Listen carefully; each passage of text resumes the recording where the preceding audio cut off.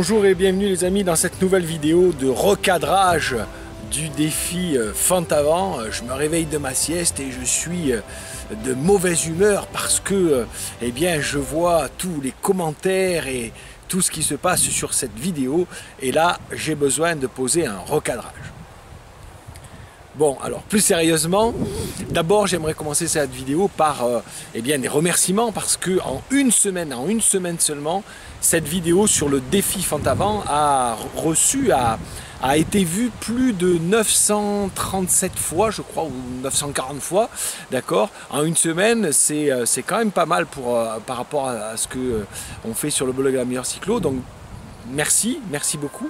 Deuxièmement, bravo parce que sur les 930 vues, sachant quand même que le message a été envoyé directement à ma liste de 1800 abonnés, donc ça fait quand même la moitié qui regarde seulement. Et sur cette moitié, eh bien, je tiens à féliciter les 4% qui m'ont répondu dans les commentaires juste en dessous, un petit message très simple en me disant j'ai fait le défi fente avant et j'ai fait 30 fentes, j'ai fait 100 fentes, j'ai fait 250 fentes, etc. D'accord. Et dessous, vous avez été très nombreux à me poser la question, finalement, mais Nicolas, est-ce qu'il faut faire le max tous les jours, ou est-ce qu'il faut faire le max en une minute, ou est-ce qu'il faut juste en faire, etc. Vous me posez souvent cette question. Alors, je vais revenir juste après à cette question, mais d'abord, j'aimerais revenir sur ce constat et cette statistique intéressante. 1800 envois, 900 vues, d'accord? Donc ça veut dire qu'il n'y a que la moitié des gens qui passent véritablement à l'action quand ils ont des ressources comme ça. Évidemment, c'est vrai pour la meilleure cyclo-sportive, mais ça peut être vrai pour d'autres choses.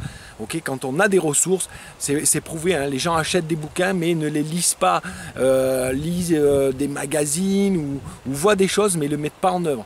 Donc, sur ces 900, il y en a donc 37 ou 38, je crois, en prenant ceux qui m'ont laissé les commentaires dans le blog, ceux qui m'ont laissé des commentaires dans YouTube, d'autres sur Facebook, etc., d'autres dans Google+, qui m'ont laissé des commentaires pour me dire voilà, j'ai fait le défi et voilà ce qui se passe. Puis certains l'ont fait déjà sur plusieurs jours au bout d'une semaine. Donc bravo. Ce qu'il faut retenir, c'est que ça fait que 4%. Donc ceux qui l'ont fait, eh bien vous faites déjà partie des 4% qui feront la différence, d'accord? C'est-à-dire que dans la vie de tous les jours, eh ben, il y a que 20% des gens qui font du sport régulièrement. Dans ces 20%, eh bien, vous faites partie des 50% qui mettent en œuvre, d'accord? Qui passent une première action de visionner. Et puis, vous faites partie des 4% qui mettent vraiment en œuvre, donc déjà dans le top, d'accord?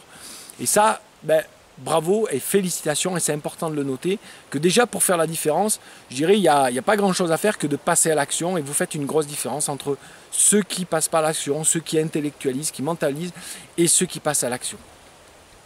Maintenant, dans ceux qui sont passés à l'action, eh bien, j'aimerais revenir à cette question, elle est fondamentale, parce que c'est pour ça que j'ai créé la meilleure cyclo-sportive de votre vie. C'est pour que vous ne fassiez pas cette erreur-là, ces erreurs-là, d'accord? Autrement dit, la meilleure cyclo-sportive n'a pas pour but de vous donner des plans de coaching, d'entraînement, etc. que vous devez exécuter à la lettre. Jamais, jamais, jamais. Si demain un entraîneur vous dit allez, va te cracher la tête contre les murs, va rouler 200 bornes, soulève 200 kilos, ben, j'espère que vous ne le ferez pas, que vous aurez l'intelligence de respecter les grands principes que j'essaie de vous transmettre chaque semaine à la meilleure cyclo-sportive de votre vie. Alors des fois illustrés par des exemples concrets pour que vous puissiez passer à l'action, mais n'appliquez pas à la lettre sans connaître les grands principes de l'entraînement mental, des principes de l'alimentation, des principes de l'entraînement physique et physiologique. Donc respectez ces entraînements. Donc au travers de cette première vidéo sur le défi de la fente avant, évidemment j'ai mis quelques trous pour vous laisser interpréter, pour vous laisser l'ouverture quelque part, pour vous fassiez la connerie, que vous touchiez du doigt, pour qu'après vous corrigez par vous-même. La première clé d'un bon entraînement, c'est que l'entraînement soit ciblé. Donc à la question, Nico, est-ce qu'on doit en faire tous les jours le maximum? Et puis le lendemain, ouais, j'ai plein de courbatures, mais c'est bien, ça me fait travailler, ça me fait du mal, d'accord? Est-ce que je dois en faire le maximum en 1 minute? Est-ce que je dois juste en faire quelques-unes, mais tous les jours? Eh bien, je ne peux pas répondre à cette question pour vous. Le seul qui puisse répondre à cette question, c'est vous-même, et ne laissez jamais personne, même le meilleur coach au monde, ne lui laissez pas répondre pour vous. Donc la première clé de votre entraînement, c'est qu'il doit être ciblé. Comprenez bien que si vous voulez développer votre force, eh bien, il vous suffit de faire quelques fentes avant tous les jours et de tenir dans le temps.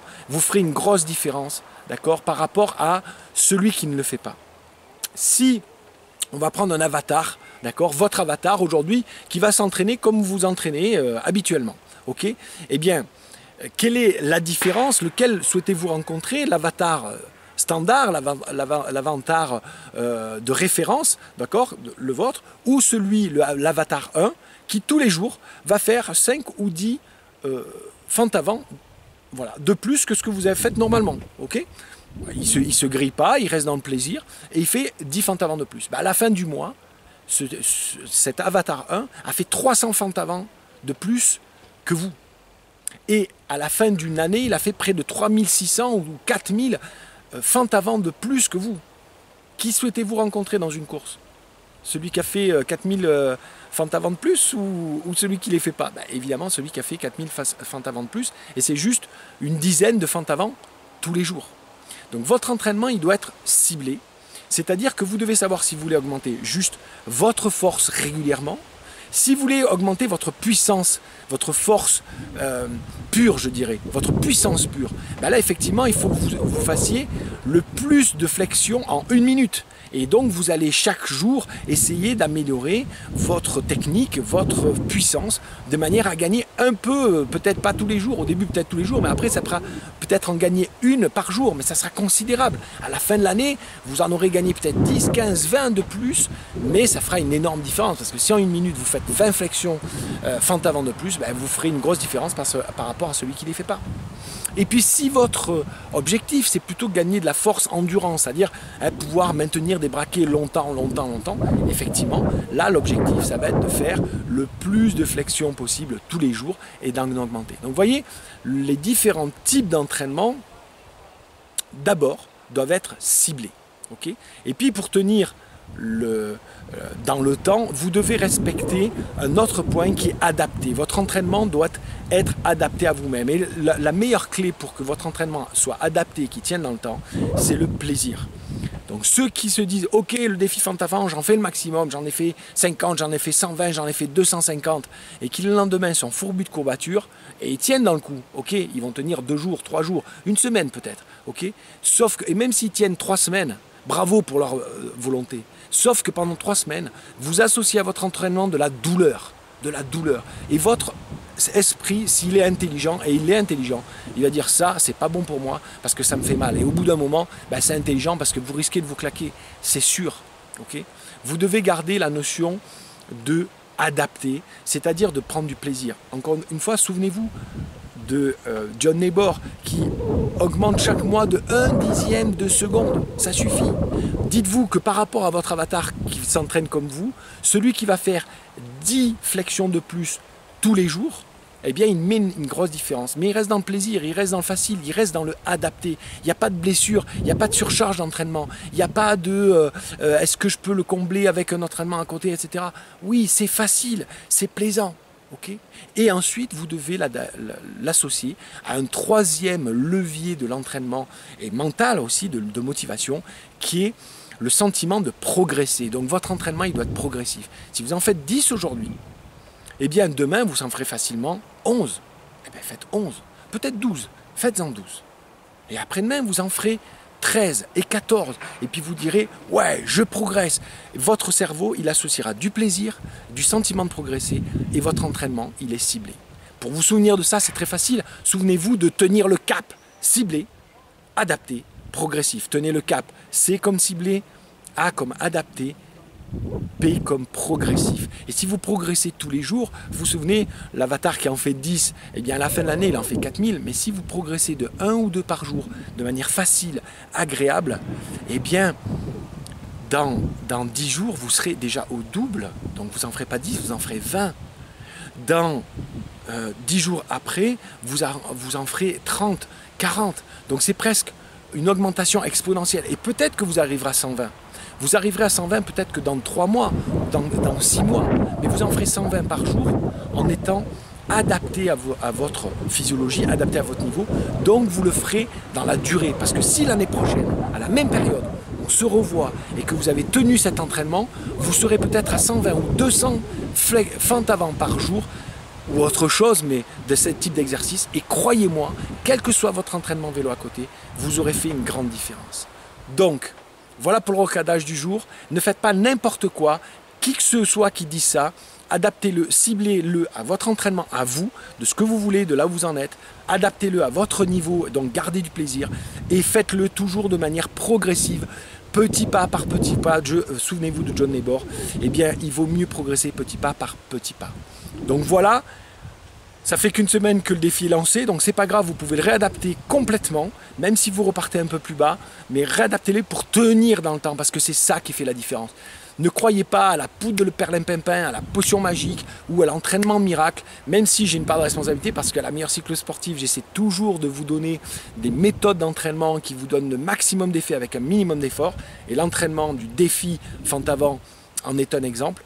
Mais la clé, c'est de travailler régulièrement, un petit peu, avec plaisir, et d'augmenter progressivement. Alors, à très bientôt.